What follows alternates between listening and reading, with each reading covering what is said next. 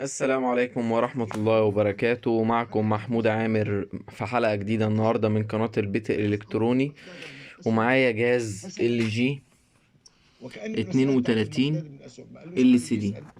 طبعا الجهاز زي ما انتوا سامعين كده مطلع صوت بس مفيش صورة. لو خدنا بالنا هنا في هنا خيال طالع، هنا الباك لايت شغال، الباك لايت شغال في زي خيال جاي معايا هنا،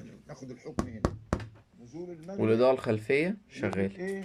هنفتح الجهاز مع بعض ونشوف الدنيا.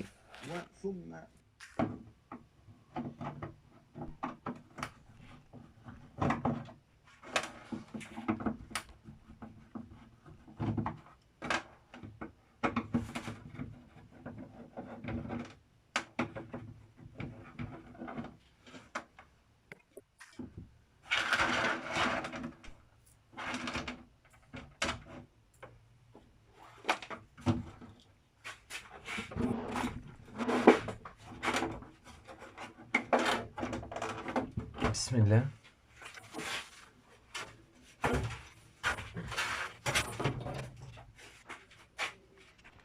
ده الجهاز بتاعنا من جوه زي ما احنا شايفين. طبعا معروف اللي مسؤول عن الصورة ان كارت المين اللي هي المذر بورد تدي للتيكون تطلع على البانل، يبقى كده المشكلة بتاعتنا هنشتغل في الجزئية دي. يبقى احنا برضو يفضل نفك الكلام ده برضو.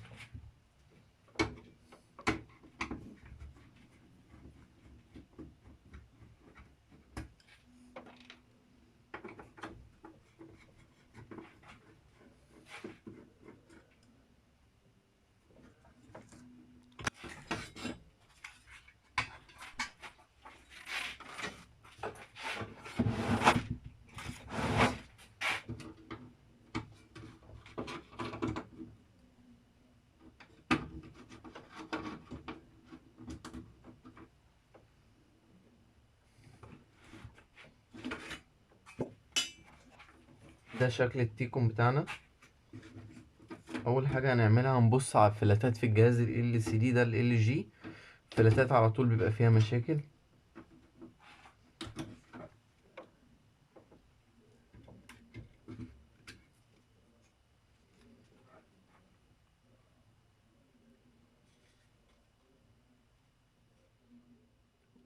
واضح الصورة؟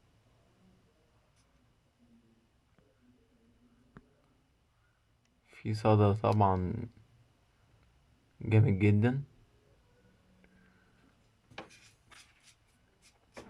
هننضف الصدى ده. بلاش تنر على الفلاتات دي عشان بتتهرى والنحاس بتاعها بيطلع منها. هننضفها كده بسلاح قطر، وطبعا واحدة واحدة. احنا كل ده لسه ما قسناش اي حاجة، ما عملناش اي حاجة تقنية، يعني احنا بننضف بس.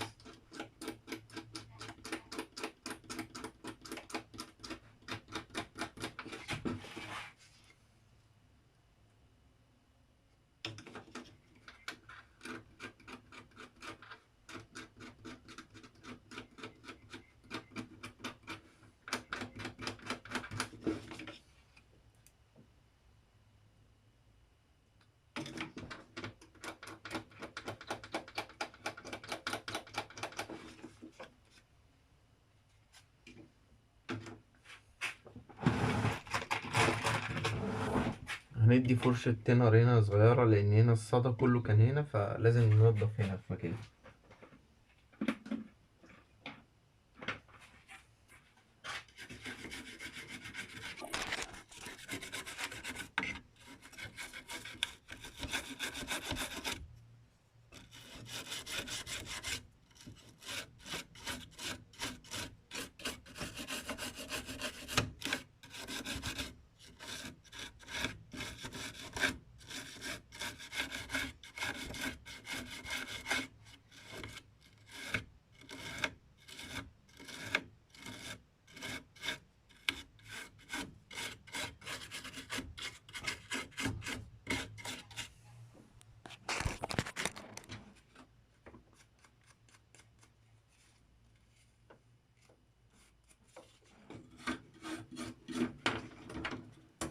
نبص على بالمرة على الفلاتة دي نضيفة.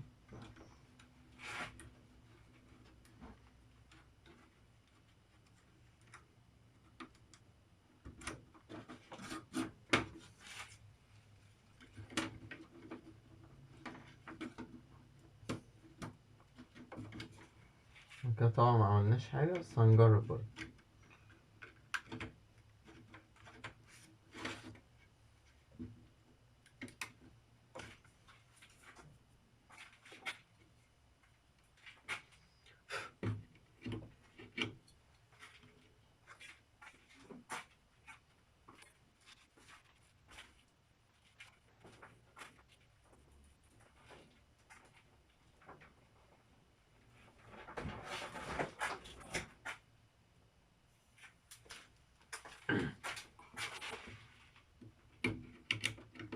نوصل الكهرباء.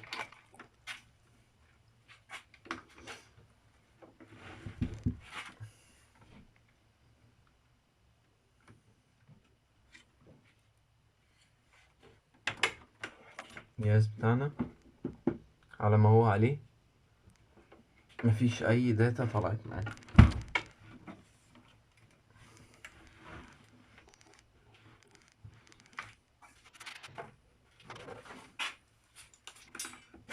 نبدأ نجيب الافو ونشوف بقى في 12 فولت واصلين هنا ولا لا. كان 12 فولت واصلين، 12 فولت واصلين.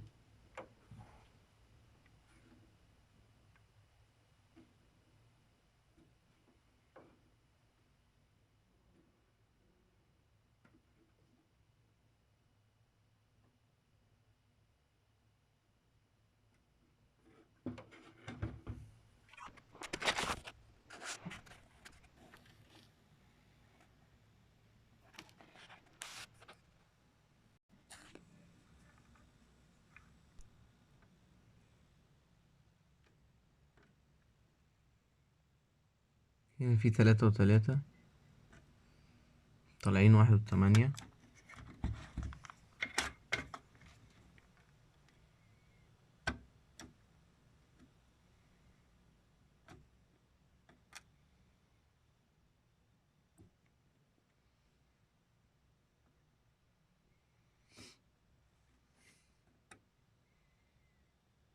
فلاشة داخلها 3 و3، جود كلها طبيعية معانا.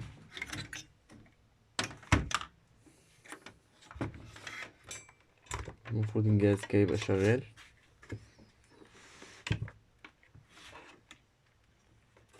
اه ده فعلا الجهاز شغال.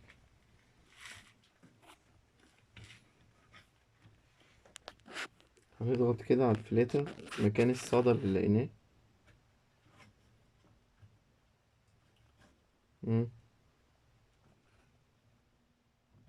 وصل لكم صورة افضل.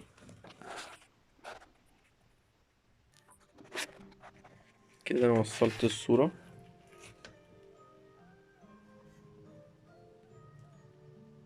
واخدين بالكم؟ بصوا انا بتك بس تكة رفيعة على الفلاتة خالص اهي.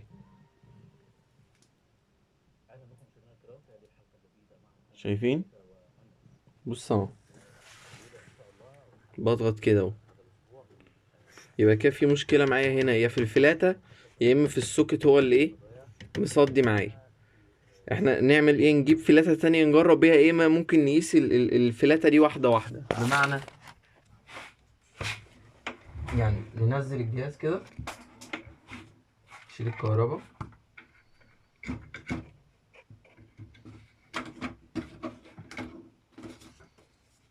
مع ان احنا هناخد الفلاتة كده نجيب بزر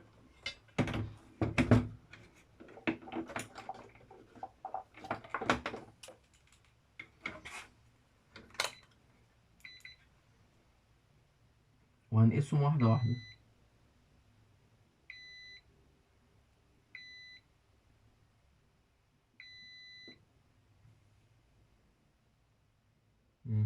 دي مش جاية.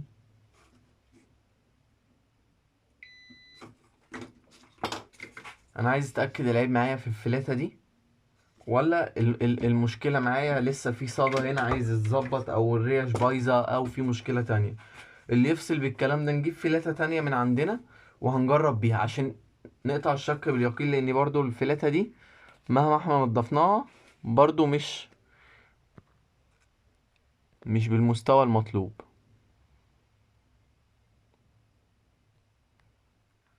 هنجيب فلاتة تانية ونشوف كده.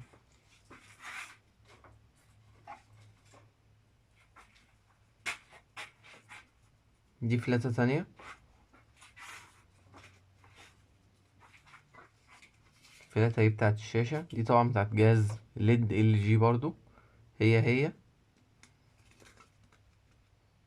هنوصلها ونشوف اما نتك عليها هيحصل مشكلة ولا لا.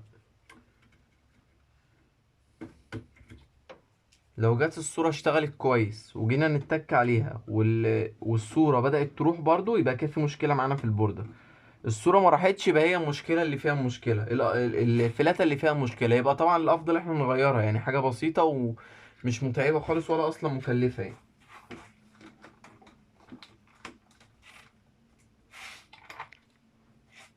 كده احنا وصلنا الكهرباء.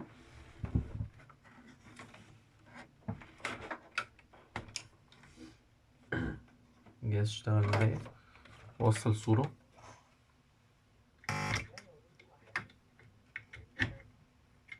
الإنسان هو الذي يوقع نفسه في حالة الغضب، يوقع نفسه كده الصورة اهي شغالة. عدم أنا كده هبدأ أضغط على الفلاتة.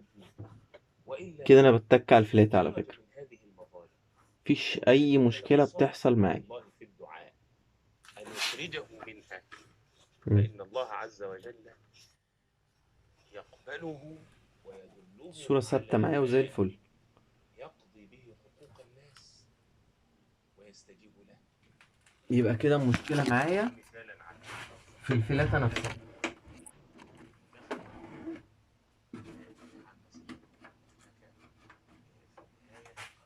الفلاتة نفسها بقى ممكن يكون فيها ايه، قطع من هنا او الصدى برضو.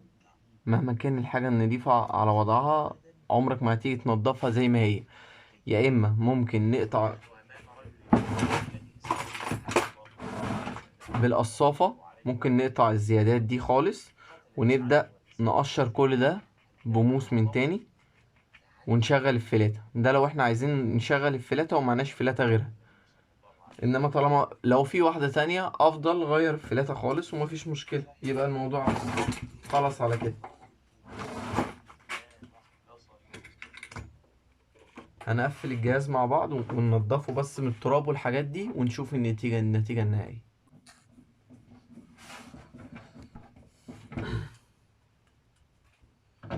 طبعا بحاول ما اطولش عليكم في الفيديو في الفك والتركيب والحاجات دي. الحاجات دي مسامير سهلة يعني، مش قصة خالص، عشان ما اطولش عليكم في الفيديو وارخم. يعني هي الفكرة كلها ان انا بوصل لكم المعلومة او العطل فين والدنيا فين. هنبصوا على ايه، جهاز ال جي ده مثلا العيب ده منتشر فيه ان هو الفلاتات بتيجي مصدية. كنا عاملين قبل كده في فيديو تاني نفس جهاز زي كده بس كان موديل تاني، كان في مشكلة في شورت في مكثف في البانل، برضو عملناه قبل كده مع بعض. كده الصورة مظبوطة وزي الفل، مفيهاش اي مشاكل. احنا بنحاول بس نوصل المعلومة، واتمنى طبعا ان انتوا تكونوا استفدتوا من الفيديو. وان شاء الله التصوير انا عارف هو سيء جدا، بس انتوا عارفين انا بصور لوحدي وبكاميرا موبايل، وان شاء الله في الحلقات اللي جاية باذن الله هنحاول ان احنا نحسن جودة التصوير شوية او شويتين كمان يعني باذن الله. تنسوش الاشتراك في القناة وتفعيل زر الجرس وشير بقى عشان نفيد غيرنا برضو. والسلام عليكم ورحمة الله وبركاته.